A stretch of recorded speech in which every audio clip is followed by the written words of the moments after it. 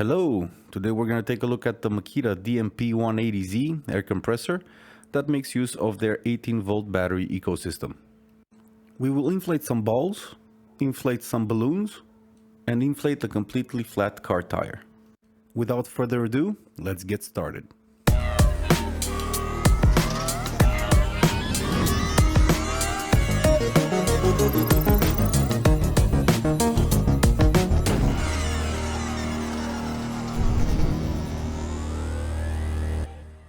First thing that should be known is that there are two 18-volt models available, DMP180 and DMP181.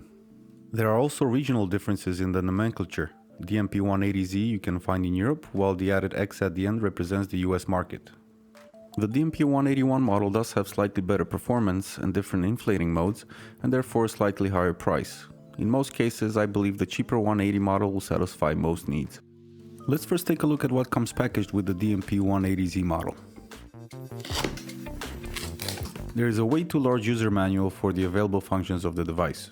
I guess the availability of so many languages is convenient, but nowadays a simple QR code pointing to an online version would be more of a gracious decision.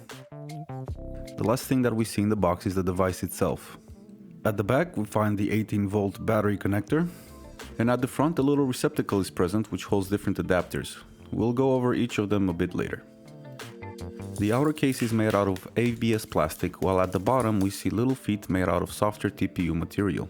We have one trigger which functions as an on-off switch, so no adjustable inflating speeds here.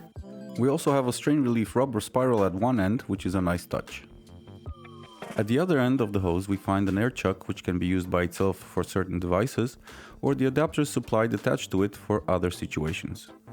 At the top we find a little display, a button for selecting between PSI, bar and kPa values, and also plus and minus buttons for increasing or decreasing the preset pressure. On the side we find the on-off switch, and finally on the other side a bracket which we can use to secure and tidy up the hose. One more thing that we should be aware of is that the inflator has a 5-minute on, 5-minute off duty cycle as labeled on the sticker. Now let's have a quick brush up on the adapter types and what kind of valves they can be used on. This is a Schrader valve which you can find on most car tires and bicycles. We use the chuck already supplied with the inflator on these valves. This is a Presta valve. You typically find these on higher end bikes with thinner tires. And this is the Presta valve to Schrader chuck adapter supplied with the inflator. This is called a Dunlop valve, also known as the English valve. You typically would find these on bicycles. Thicker than the Presta valves, you would use the Dunlop valve clamp attached to the end of your hose to inflate these. Theoretically, you can also use the Presta adapter on the Dunlop valve. Finally, you can have the needle or the tapered adapter to inflate bowls and rafts. With all that out of the way, let's load the bad boy up and put it to work. We're going to start with a completely flat car tire. Turn on the device by pressing the power switch. An LED can be observed on the front, which can be used in case of dark environments. Now we can select whatever unit of measurements we're comfortable with, PSI, bar or kPa. We will attach the Schrader chuck to the valve and proceed to selecting the desired pressure. We can see that values can change in 0.05 increments. With the desired value selected, which in my case is 2.3 bar, begin inflating by pressing the trigger. I have placed the timer on screen and will speed up the video in order to see how long it will take for this flat tire to fill up. One thing that is quite irritating is that there is no locking mechanism for the trigger, so for the next 4 minutes or so I have to keep it pressed. One option to get around this inconvenience would be to use a rubber band or a zip tie to hold the trigger in place while the tire inflates. It takes about 4 minutes 20 seconds to inflate the tire.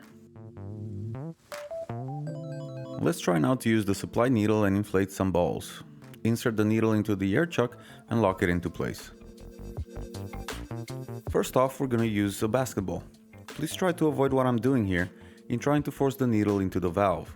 Preferably, a small amount of lubrication should be used to allow the needle to freely enter the valve. I'm not going to set a specific pressure here and just eyeball it. In a very short amount of time, the ball is ready to go.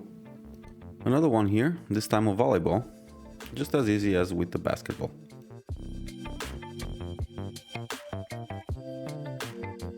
Lastly, we're going to use the tapered adapter to inflate some balloons. This is normally used on rafts or inflatable mattresses, but since I don't have any, balloons will have to do. It may save you from passing out in the event you have to fill these by mouth for a party. And that's it. I can honestly say that this inflator has come in handy on multiple occasions, and it is an investment I would make again. Portable and versatile, I believe this should be part of everybody's inventory. If you want more performance and features, try the 181 model, as this one may be a tad slow for some people. That's it for this one. See you on the next review.